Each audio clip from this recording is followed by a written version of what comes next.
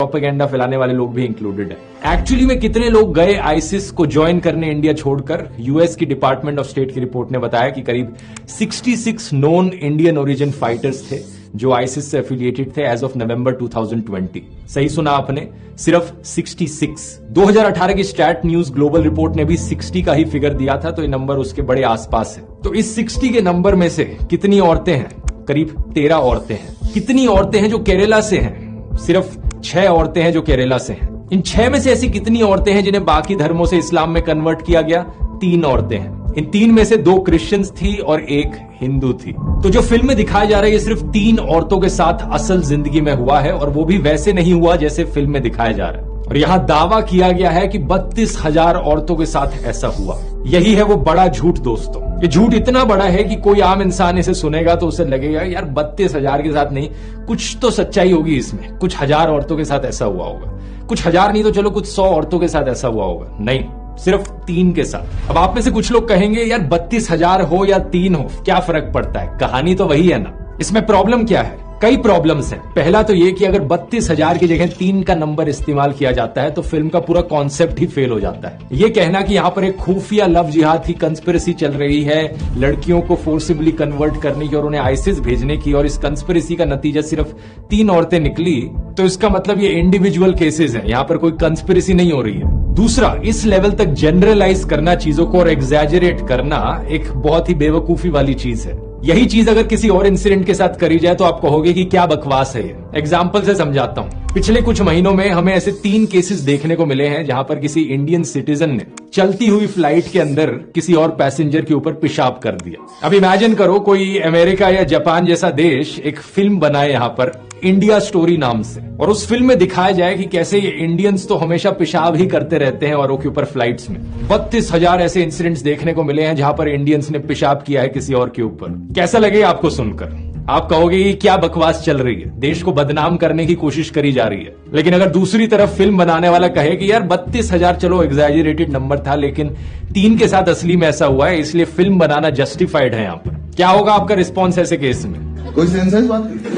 इसी तरीके से दोस्तों 3 लोगों के इंडिविजुअल केसेस को लेकर पूरी केरला स्टेट को बदनाम किया जा रहा है। इस चीज को लेकर जब फिल्म के डायरेक्टर से सवाल किया गया, पूछा गया कि भाई सोर्स क्या है आपके इस नंबर का, तो वो सवालों से भागते रहे। ऑल्ट न्यूज से बात करते वक्त उन्होंने कहा कि जब फिल्म रिलीज हो जाएगी तब मैं अपना डेटा बताऊंगा कि किस डेटा के आधार पर मैंने 32,000 बोला था। द क्विंट को इन्होंने कहा कि ऐसे सवाल पूछने से कोई फर्क नहीं पड़ता, इट इज वेरी क्लिशेड। जब फिल्म की स्क्रीनिंग हुई जेएनयू में तो इन्होंने कहा कि 32,000 वाला नंबर एक आर्बिट्ररी नंबर था, और जब बात कोर्ट में पहुंची तो इन्होंने फिल्म के डिस्क्रिप्शन से 32,000 वाला नंबर ही हटा दिया और 3 नंबर डाल दिया। सच बात तो यह है दोस्तों कि इन 3 औरतों की ये कहानी भी सुनाने लायक है, अगर ये कहानी सुनाई जाती बिना झूठ और प्रोपेगेंडा के।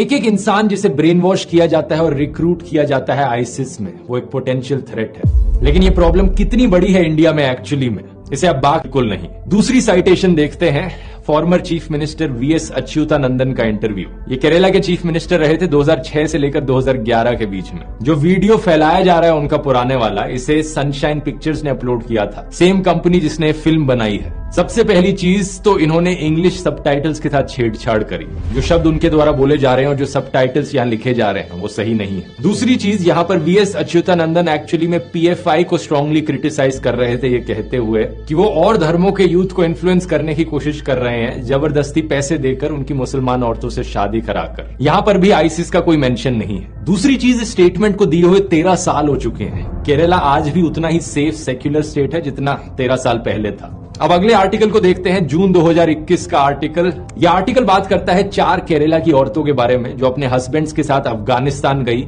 Islamic state of Khorasan province join करने 2016 से 18 के बीच में। इनके हस्बैंड्स अलग अलग हमलों में मारे गए। इनके नाम है निमिशा आलियास फातिमा ईसा, Sonia Sebastian आलियास Ayesha, marine Jacob आलियास Maryam और रफीला। अगर हम एनआईए की 2016 की लिस्ट देखें of 20 most wanted Indians in Islamic states, तो इन 4 औरतों के नाम यहां भी दिखते हैं। इनके अलावा 2 और औरतें हैं, अजमाला और शमासिया। इन दोनों के हस्बैंड्स कजन्स थे, और इन 6 औरतों के हस्बैंड्स यहां आप फोटो में देख सकते हैं। इन 6 औरतों में से 3 ऑलरेडी मुस्लिम थी, 2 ने कन्वर्ट किया क्रिश्चियनिटी से इस्लाम में और 1 ने कन्वर्ट किया हिंदुइज्म से इस्लाम में। तो सिर्फ एक ही औरत यहाँ पर ओरिजिनली हिंदू थी, जिसका नाम था निमिषा नायर। क्या निमिषा नायर को यहाँ पर एक मुसलमान आदमी ने लव जिहाद के शिकार में फंसा दिया? इसका जवाब जानने के लिए हम देखते हैं निमिषा के हस्बैंड कौन है। ईजा एक ऐसा बंदा है जो खुद क्रिश्चियनिटी से कन्वर्ट किया था इस्लाम में। उसका पुराना नाम था बेक्सन विंसेंट। बेक्सन का भाई बेस्टिन भी कन्वर्ट किया था क्रिश्चियनिटी से इस्लाम में, और वो भी एक और इन 4 में से एक और औरत का हस्बैंड था। तो दोनों भाई और उनकी दोनों बीवियां सारे कन्वर्ट्स, सारे ब्रेन वॉश्ड। हाल ही में इंडियन सरकार ने इन 4 औरतों को वापस इंडिया आने से रिजेक्ट कर दिया था। इनमें से 3 के video interviews Nimisha, Sonia Sebastian और रफीला के आप YouTube पर ऑनलाइन देख सकते हो, YouTube channel straight news global पर। 2020 में इन्होंने इंटरव्यू दिया था, और वहां आप असली में देख सकते हो कि औरतें दिखने में कैसी थी, बात करने में कैसी थी, और कैसा इनका बिहेवियर था। When there was a Khilafah, when I was a Maman, I was happy at that time. So I can never say that Khilafah was wrong. What I did was wrong. That I can't say it because I had a comfortable life there. इस video को देखने के बाद कोई भी देख सकता है कि औरतें अभी भी कितनी ब्रेन वॉश्ड और रेडिकलाइज्ड हैं। लेकिन द केरला स्टोरी फिल्म की जो मेन कैरेक्टर है, कॉन्स्टेंटली वो सिंपैथी इवोक करने की कोशिश करती है।